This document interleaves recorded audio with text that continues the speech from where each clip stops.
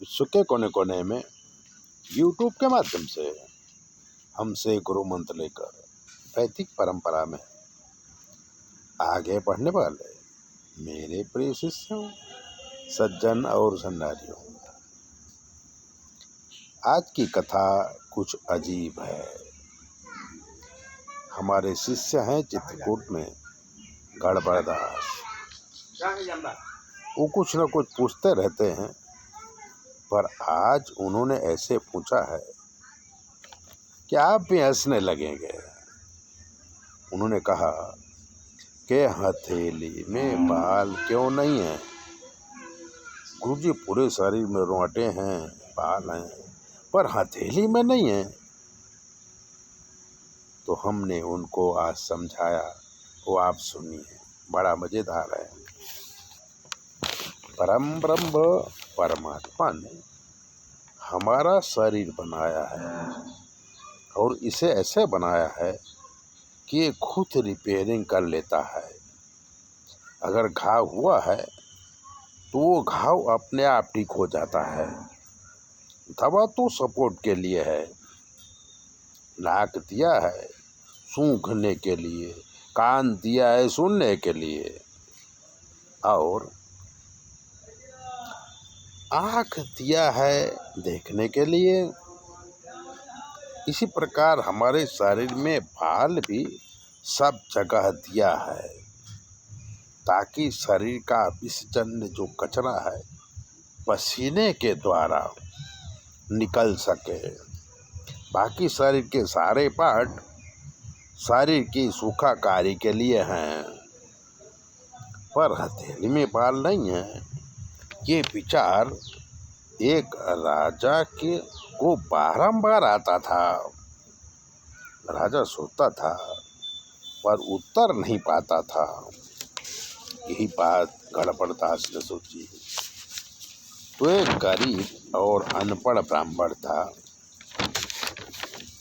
राजा के पास आया दास दरबार में और कहा, महाराज, मेरी बेटी की शादी है, तो आपसे हो सके तो मुझे कुछ दान दे दो ताकि मैं अपनी बेटी की शादी कर सकूं। राजा दानेश्वरी थे, पर पात्र कुपात्र की परीक्षा तो करना पड़े, इसलिए उन्होंने कहा कि ब्राह्मण देवता, दान तो मैं दूंगा, पर आपको मेरे प्रश्नों का जवाब देना पड़ेगा। ब्राह्मण ने कहा, महाराज, मैं ज़्यादा पढ़ा लिखा नहीं हूँ, पर भगवान सुझाएगा वो जवाब दूंगा। राजा ने पूछा कि महाराज, आपके सारे शरीर में बाल हैं, पर हथेली में को नहीं है।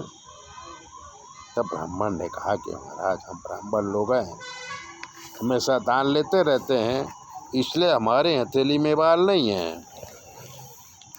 राजा ने कहा, तो फिर मेरी हथेली में बाल क्यों नहीं है?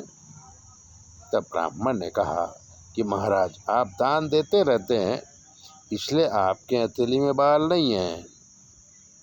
तब राजा ने कहा, तो फिर इन दरबारियों के हथेली में बाल क्यों नहीं है?